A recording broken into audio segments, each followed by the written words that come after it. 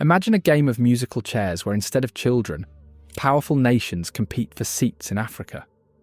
When the music stops, countries scramble to find their place. Recently, the United States lost its chair in Niger and now seeks to sit somewhere else, in Ivory Coast.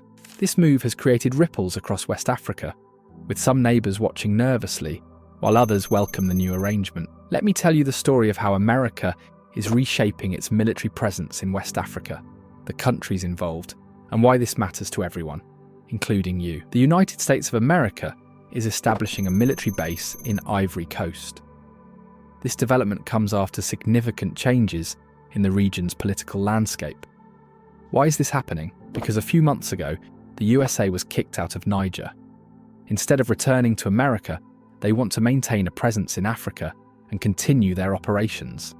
They needed to find a new partner country that was relatively close by. Niger told the United States, "You must leave in the name of sovereignty. We are grown-ups. We can look after ourselves. We don't need your help." Meanwhile, Ivory Coast said, "Yes, you can come in." This shift represents more than just a change of location. It highlights the complex web of alliances and rivalries that define modern Africa. But why would Niger kick out the US military? And why would Ivory Coast welcome them with open arms?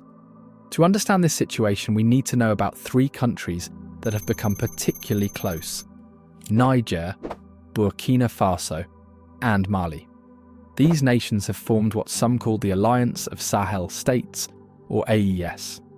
What makes these three countries special is that they've chosen to stand together against what they see as Western control. They've decided to break away from traditional relationships with former colonial powers and Western nations. These countries want their people to benefit from their own natural resources, oil, gas, uranium, diamonds, rather than having most of the wealth exported to Western nations while their own populations suffer. This stance has created tension with countries that maintain strong ties to Western powers, particularly France and the United States. Ivory Coast is one such country that has maintained these ties.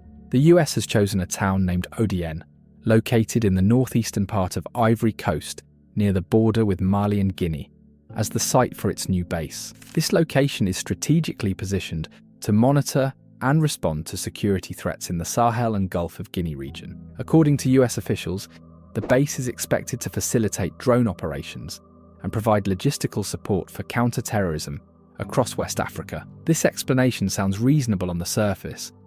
After all, terrorist groups like Al-Qaeda and ISIS affiliates operate in the region. But there's another perspective to consider. Some leaders in neighbouring countries, particularly Burkina Faso, see this development as potentially threatening. Ibrahim Traore, the president of Burkina Faso, has expressed concern about potential threats.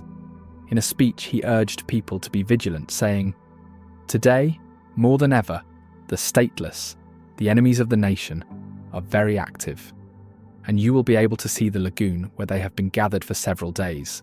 Traore made another statement, suggesting he believes some people are preparing themselves and trying to remake a 1987 event in Burkina Faso. What happened in 1987 that makes Traore so nervous? That's when Thomas Sankara, a popular and progressive leader of Burkina Faso, was taken out in a coup. Sankara was known for his policies that prioritised national self-reliance and challenged Western influence in Africa.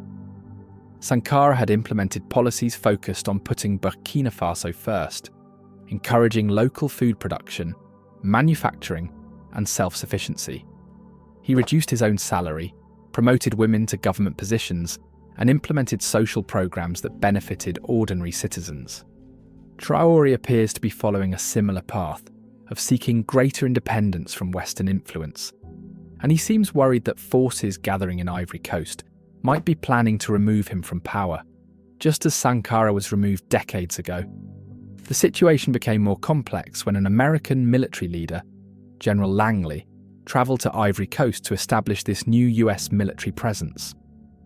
Recently, Langley spoke in the US Senate about Burkina Faso. He claimed that the Burkina Faso government was using their gold reserves for their own purposes by partnering with Russia and China, suggesting the goal was not to help the people of Burkina Faso, but to maintain the junta in power. These comments from a high-ranking US military official added fuel to Traore's concerns that the US might support efforts to remove him from power. As you'll expect, South Africa's EFF party, led by Julius Malema, criticised the US general's comments of the Burkinabe government. Now, Traore claims that people are gathering in Ivory Coast to destabilise Burkina Faso. But who are these people?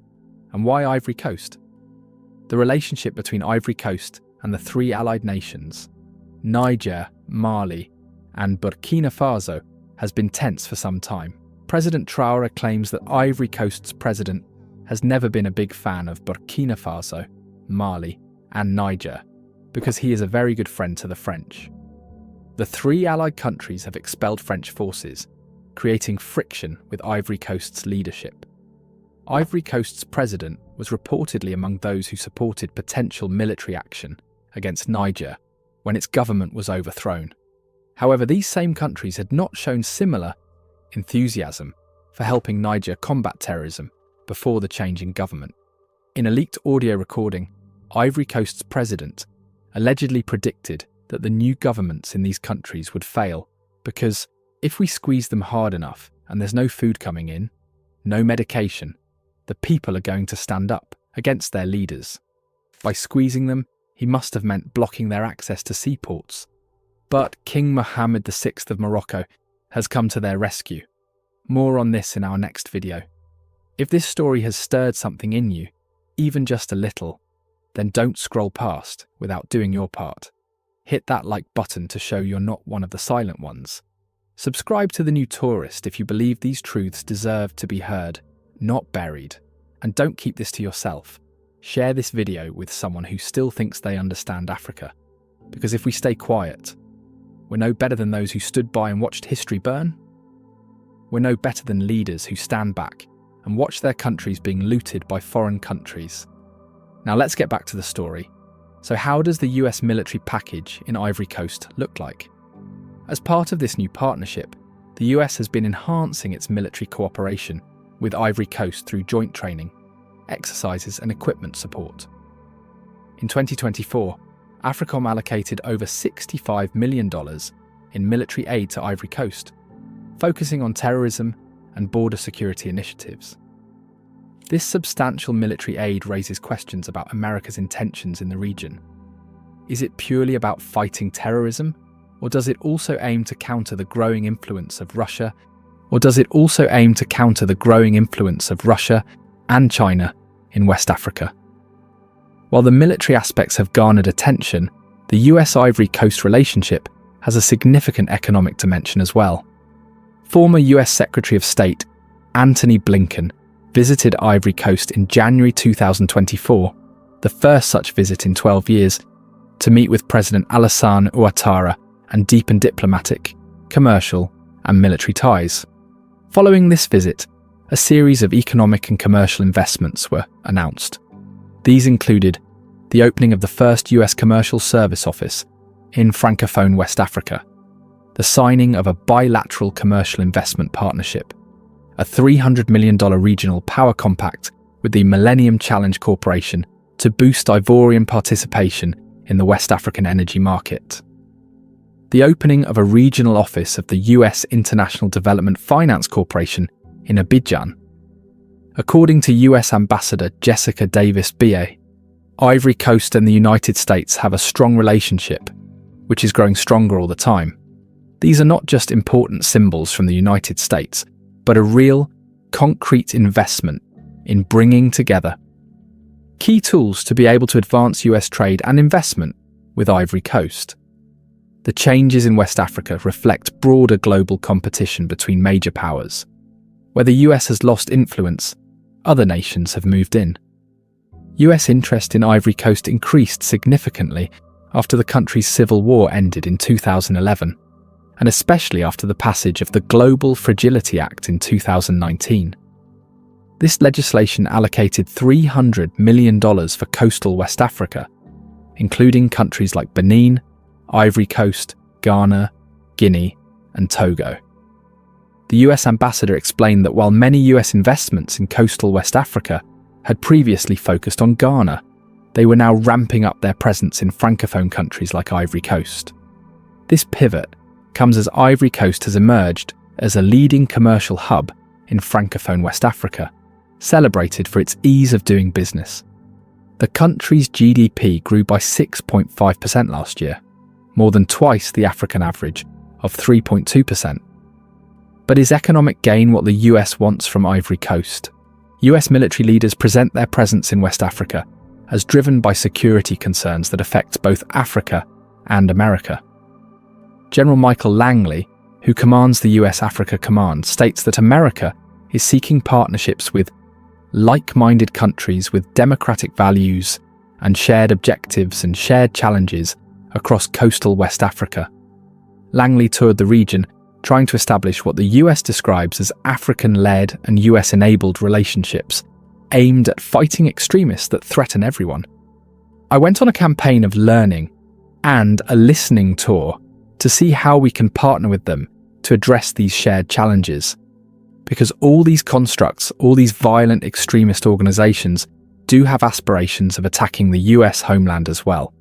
So going there and listening as the way forward to address these challenges and to defeat terrorism across their borders was essential. The US military had established significant infrastructure in the region before being asked to leave certain countries.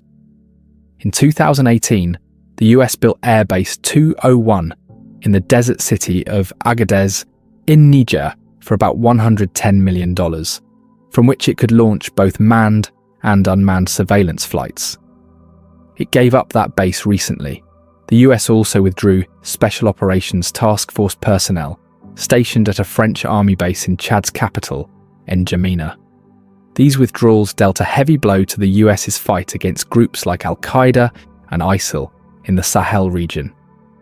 General Langley explained that the US is seeking the ability to respond to crises and has some contingency locations on the continent.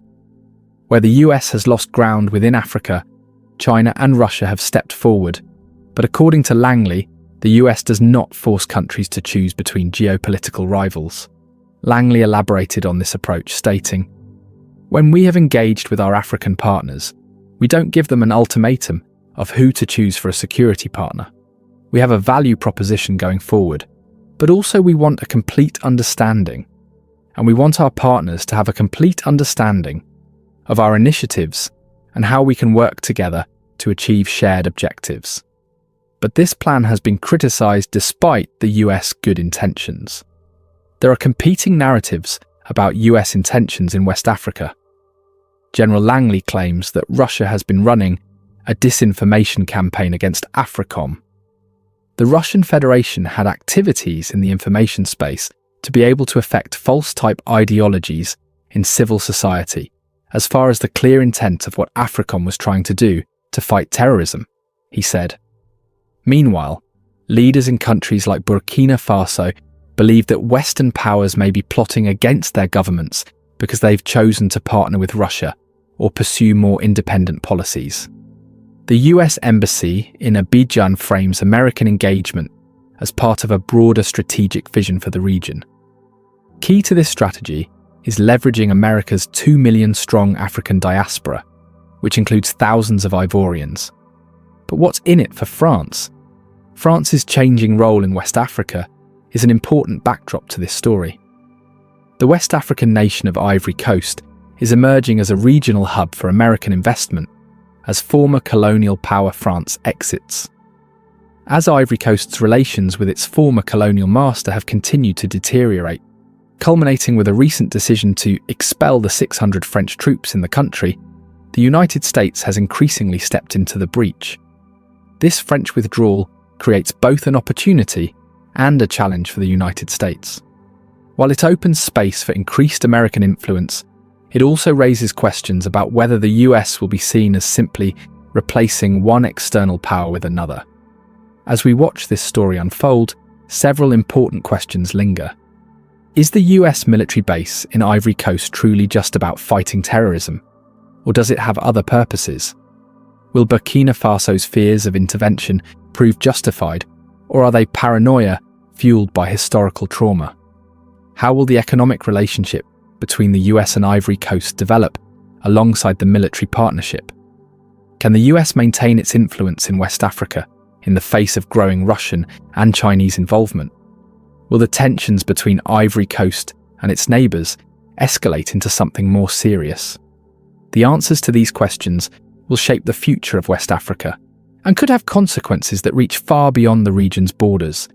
Do you think that Captain Ibrahim Traore is right to say that African leaders have failed to keep Africans together and against foreign influence? Let us know in the comments below. This isn't just a story about the Ivory Coast, Traore, and the US military in Africa. It's about all of us, about remembering who we are, protecting African unity and solidarity, and rebuilding what was broken during the scramble for Africa. And if you felt anything watching this, pride, curiosity, maybe even a little fire in your chest, then don't let that feeling disappear. Subscribe to The New Tourist right now, because this isn't the last story like this we're telling. Not by a long shot. Like this video so the algorithms don't bury a story the world needs to hear. Share it with your family, your friends, and your group chats. Be the reason someone else learns the truth. And if you want to go even deeper, if you want behind-the-scenes stories, early access, exclusive discussions, join our membership community. Because this isn't just a channel anymore, it's a movement. And the story we're writing together, it's only just beginning.